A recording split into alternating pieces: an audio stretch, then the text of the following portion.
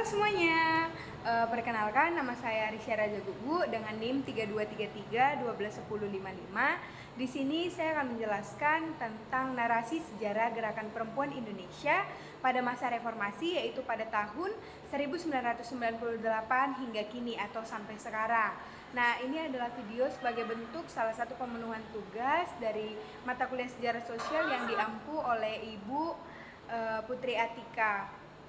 Nah, di sini saya akan menjelaskan tentang narasi sejarah gerakan perempuan Indonesia pada masa reformasi, yaitu pada tahun 1998 sampai sekarang. Nah, masa reformasi dimulai dengan runtuhnya rezim Orde Baru yang dipimpin oleh Soeharto, yang setelah masa kepemimpinannya selesai, kita memasuki masa reformasi, yaitu masa reformasi pada tahun 1998 sampai sekarang. Nah, perempuan pada masa reformasi ini sudah aktif lagi dalam aksi-aksi masa menjelang kejatuhan Soeharto, termasuk dalam organisasi seperti Suara Ibu Peduli dan Koalisasi Perempuan Indonesia untuk Keadilan dan Demokrasi. Gerakan ini menjadi pergeseran dari narasi perempuan sebagai ibu rumah tangga yang diletakkan pada perempuan selama Orde Baru menjadi menuju peran perempuan yang lebih aktif dalam ruang publik dan politik. Jadi masa reformasi ini memiliki masa keemasan baru bagi perempuan untuk bisa menyuarakan hak-haknya dalam ruang publik dan politik. Nah, yang menandainya itu adalah kebangkitan organisasi dan jaringan perempuan. Nah, pasca 1998 banyak organisasi perempuan yang bermunculan dan bangkit kembali setelah kejatuhan dari rezim Orde Baru yang dipimpin oleh Soeharto ini tadi, yaitu adanya Koalisi Perempuan Indonesia atau KPI, ada Migran Care, ada Perempuan Mardika, ada LBH Apik atau Lembaga Bantuan Hukum, Asosiasi Perempuan Indonesia untuk Keadilan, ada juga Komnas Perempuan, dan ada juga lagi ada banyak LSM atau Lembaga Swadaya Masyarakat, ada juga Kontras atau Komisi untuk Orang Hilang dan Korban Tindak Kekerasan. Nah, isu-isu yang diperjuangkan pada masa reformasi ini yaitu yang pertama adanya perempuan membuat gerakan untuk mendesak negara membuat UU Penghapusan Kekerasan dalam Rumah Tangga atau UU PKDRT pada tahun 2004 dan juga UU Tindak Pidana Kekerasan Seksual yaitu tentang Undang-Undang TPKS tahun 2022. Nah, ini suatu keberhasilan dari gerakan perempuan terkait untuk menuju kesetaraan dan juga kebangkitan organisasi perempuan ini tadi. Nah, yang kedua itu perempuan juga menuntut hak tentang hak reproduksi dan seksualitas, termasuk akses kontrasepsi, penolakan kawin anak, dan juga perlawanan terhadap kekerasan seksual berbasis gender. Nah, isu-isu yang dibahas lagi itu kemudian tentang kekerasan seksual, terutama pada pasca tragedi Mei 1998.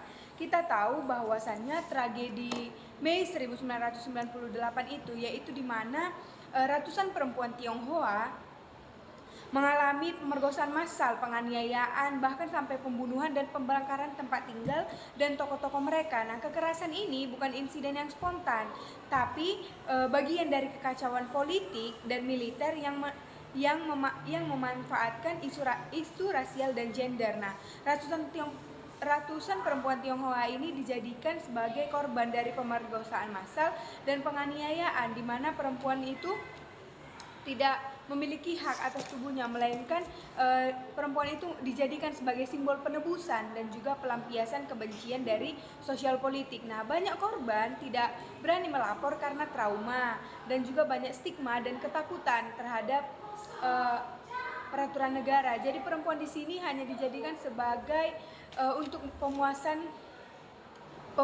dari kekerasan seksual terhadap perempuan Tionghoa dari aparat-aparat, di mana perempuan hanya dijadikan sebagai simbol penebusan dan pelampiasan. Nah, pada masa reformasi ini, isu-isu ini diangkat dan diperjuangkan. Kemudian ada juga lagi yaitu tragedi terhadap perempuan pada tahun 1965 yang selama Orde Baru disembunyikan, yaitu di mana setelah peristiwa 30 September 1965 ribuan perempuan diduga terkait dengan PKI atau Partai Komunis Indonesia atau organisasi yang berafiliasi yaitu Gerwani atau Gerakan Wanita Indonesia yang menjadi korban kekerasan, di mana Pada tahun ini, stigmatisasi dan demonisasi Gerwani sangat kuat. Perempuan dituduh melakukan penyiksaan seksual terhadap jenderal-jenderal dalam peristiwa G30S, meskipun bukti sejarah menunjukkan bahwa tuduhan itu tidak benar.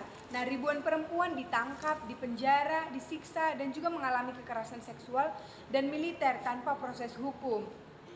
Nah, itulah isu-isu yang diperjuangkan. Kemudian ada juga tentang hak reproduksi, kesetaraan ekonomi, dan keterwakilan politik. Perempuan pada masa reformasi memiliki ruang untuk 30% berada di parlemen untuk dipilih dan memilih, di mana perempuan mendapatkan ruang kebebasan dalam keterwakilan politik sebanyak 30%. Kemudian juga pada masa reformasi sudah banyak bermunculan LSM atau lembaga swadaya masyarakat dan komunitas yang memperjuangkan hak perempuan dari berbagai latar belakang seperti Kalyana Mitra, Komnas Perempuan, dan LBH Apik atau Lembaga Bantuan Hukum, Asosiasi Perempuan Indonesia untuk Keadilan. Ada juga Institut Kapal Perempuan. Nah, di sini keberhasilan dari isu-isu yang diperjuangkan itu yaitu tadi adanya salah satu undang-undang tentang penghapusan kekerasan dalam rumah tangga pada tahun 2004, dan juga pada era digital sekarang ini terutama sejak tahun 2010-an, narasi gerakan perempuan semakin kuat di media sosial. Banyak narasi tentang perempuan yang bermunculan di media sosial pada era digital ini. Nah, media sosial dan teknologi dimanfaatkan oleh perempuan untuk membangun solidaritas dan menyuarakan pengalaman serta perjuangan. Perempuan kini sudah menulis ulang sejarah mereka sendiri, merebut kembali ruang publik dan menantang narasi patriarkis yang mengakar. Perempuan mulai menggerakkan bagaimana perempuan itu bisa mendapatkan hak-hak dan kesetaraan, dan menolak narasi patriarkis yang telah mengakar sejak dahulu. Nah, kemudian keberhasilan besarnya yang dicapai tadi itu juga ada keberhasilan terhadap pengesahan Undang-Undang Tindak Pidana Kekerasan Seksual atau TPKS pada tahun 2022. Nah, kemudian tapi pada era reformasi ini juga, walaupun perempuan mendapatkan keterwakilan politik 30%, tapi itu sangat sulit masih dipenuhi karena masih adanya sifat yang mengakar bahwasannya perempuan itu tidak cocok untuk memimpin. Bahkan Megawati Soekarno Putri menjabat menjadi seorang presiden, tapi masih dibuat argumen bahwasannya itu dalam keadaan darurat atau keadaan darurat yang suatu saat masih bisa diperdebatkan kembali. Jadi pada masa reformasi ini, perempuan sudah mendapatkan ruang untuk berbicara dan menyuarakan hak-haknya, tetapi masih mendapatkan tantangan dan polarisasi. Nah, contohnya itu ada juga konservatisme, agama, dan politik.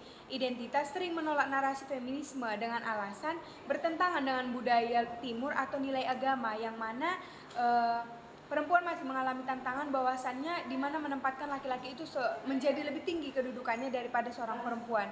Ada juga tentang stigma terhadap feminis sebagai perusak tatanan atau anti laki-laki. Padahal sebenarnya pada masa reformasi ini, perempuan walaupun sudah bisa menyuarakan hak-haknya dan sudah banyak organisasi yang bermunculan dan bangkit kembali untuk memperjuangkan hak perempuan sebagai warga negara yang memiliki hak sama dengan laki-laki dan hak atas tubuhnya, masih mengalami tantangan dan polarisasi. Itulah mengapa hingga sampai saat ini banyak masih organisasi yang menyuarakan tentang kesetaraan dan anti patriarkis. Mungkin demikian video yang bisa saya sampaikan terkait narasi sejarah gerakan perempuan pada masa reformasi, yaitu pada tahun 1998 hingga kini. Sekian dan terima kasih.